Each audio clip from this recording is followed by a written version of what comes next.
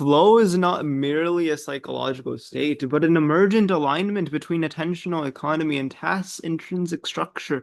It arises when cognition ceases to oscillate between deliberation and doubt, instead entering a regime of sustained coherence, where an action and perception collapse into a single self-reinforcing loop. In this condition, the mind no longer expends metabolic or symbolic resources on self-monitoring. Reflexive consciousness is attenuated, not extinguished, yielding a paradoxical lucidity devoid of narrative selfhood. What distinguishes flow from mere concentration is its internal topology. Ordinary focus is brittle, contingent upon effortful inhibition of distraction. Flow, by contrast, is autopoietic. Each successful microaction generates informational feedback that recursively sharpens subsequent action. The task becomes a closed system of meaning, internally justified and dynamically complete. Time under these circumstances is not perceived as passing, but as structurally irrelevant. Chronology dissolves into a sequence and duration is replaced by logical necessity. Crucially, flow is constrained by proportionality. When challenge undershoots competence, cognition decays into boredom. When it overshoots, anxiety fractures coherence. Flow occupies the narrow manifold where complexity is maximal, yet tractable, demanding continuous adaptive compression of information without overwhelming working memory. In this sense, flow is a computational optimum. The mind operates at the edge of its processing frontier, neither idle nor saturated, but it is fully utilized.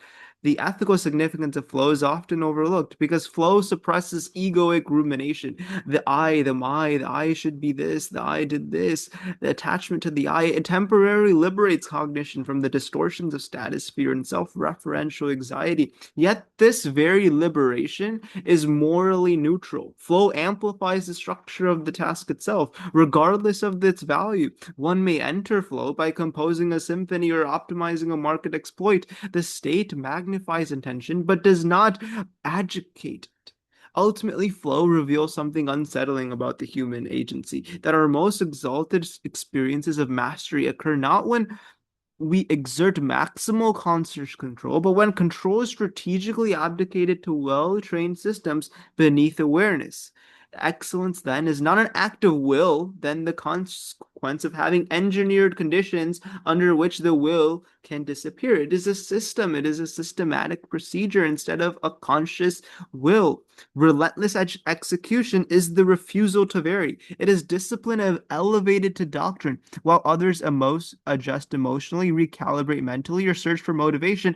Execution continues to be unchanged. The same movement, the same decision, the same pressure applied with mechanical consistency, not once, not occasionally, every single time. The 85 Bears defense did not overwhelm opponents with chaos. They didn't even overwhelm them with certainty. Before the ball was snapped, the result was already encoded. Every defender, every play, every gap was claimed. Every mistake was punished immediately. There was no heroes. There was no climactic moment. Only precision repeated until resistance collapsed under its own efficiency. This is the highest form of dominance when effort is no longer visible because excellence has become so routine, when preparation is so complete that performance often feels automatic, when fatigue, doubt, and external conditions fail to register because they are not variables in the system. Execution at this level does not accelerate, it does not peak, it does not surge, it endures. It applies the same force in the fourth quarter as in the first, and silence as well as under scrutiny. There's no opening because there is no deviation. Opponents are not defeated emotionally, they are defeated mathematically. They lose because there are no favorable probabilities left to exploit. Each play narrows their options until choice disappears entirely. That's why it cannot be stopped, not because it is aggressive, not because it is intense, but because it is exact. When execution becomes inevitable, outcomes follow as a matter of law, play after play, standard after standard, until opposition becomes absolutely irrelevant.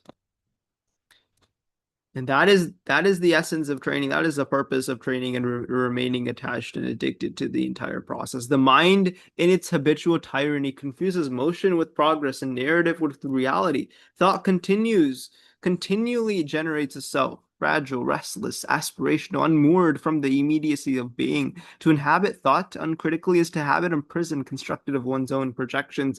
Liberation then begins not in silencing the mind, which is futile, but in de-identifying from its compulsions, observing each judgment, craving, and aversion as ethereal phenomenon, appearing and dissolving in the field of consciousness without claim to ownership. This is the first threshold of freedom, the recognition that identity is not synonymous with cognition, that the self is not bound by the ceaseless chatter of desire. Happiness is neither a commodity nor a downstream reward. It is not hidden accumulation, optimization, or deferred fulfillment. Rather, it emerges as a byproduct of unmediated engagement, a state in which attention is fully allied with process. The artisan at the bench, the scholar at the desk, the mediator and meditator in silence, each experiences a paradoxical addiction, not to outcomes, but to the fidelity of presence itself. Each act meticulously and deliberately inhabited becomes both crucible and altar, a microcosm of existence, where the distinction between subject and action dissolves. In this absorption, the mind relinquishes its habitual agency, yet consciousness achieves its most expansive articulation. Detachment is often misread as passivity or disengagement. True detachment is a radical intimacy with reality, minus the compulsion to possess, judge, or control. Desire is perceived as signal, not master. Pleasure is transient event, not arbiter of meaning. Time itself, which the mind fetishes as a linear currency, collapses under sustained presence. The habitual mind, which defers life to a hypothetical future, I will be happy when, loses traction. Anticipation, craving, and hedonic adaptation are revealed as structural illusions. Their power derives from identification. Free from identification, the self witnesses without entanglement, acts without clutching, and experiences without negotiation. This is the architecture of what flow is, a statement where skill meets challenge, where absorption is complete, and where self-conscious evaluation completely dissipates. The craftsman's flow is not escape, but it's entirely realism. The horizon of desire is already present in this mere task itself. Hedonic adaptation, which dulls repeated effort, is counterbalanced not by novelty, but its intense conscious engagement. What is available now, no matter how ordinary, is suffused with potential for depth, precision, and aesthetic resonance. The rare and the commonplace converge presence itself becomes a currency, immutable and absolutely inexhaustible. So that is why happiness is not a pursuit, but it's a recognition. It's the seeing of thought, desire, and craving as a phenomenon and the refusal to grant them dominant. It is the realization that the future one sacrifices for contains nothing inaccessible now, that the conditions imagined to justify fulfillments are already present in the substrate of consciousness. To be happy now is therefore not indulgence, but sovereignty, the refusal to defer existence to hypothetical horizons. Suffering becomes intelligible. Mastery becomes a meditation, and a life itself a continuous act of presence. That is why the craftsman, the meditator, the thinker all converge in a single paradigm.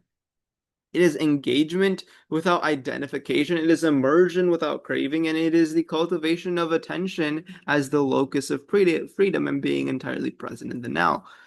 Desire remains because it no longer dictates terms. The mind observes, the self witnesses, and consciousness, unbound, unclaimed, unrelenting, becomes its own horizon. Desire by its nature is restless. It propels the self forward towards horizons that may never exist. It promises a satisfaction that was always deferred.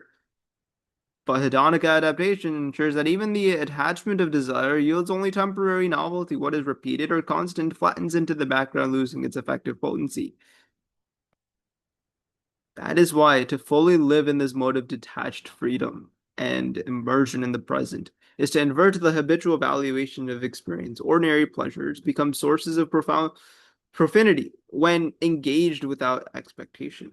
The future perpetually idealized is no longer a repository of deferred fulfillment. Each moment contains the fullness of potential realized through potential fidelity rather than external augmentation. The self, rather than a repository of thought, is liberated from compulsion. And this is the essence. This is the essence of detached execution and remaining in the present moment of realizing that true fulfillment lies not in external desires or a future destination, but rather could be cultivated in something that you can access immediately, that is the now.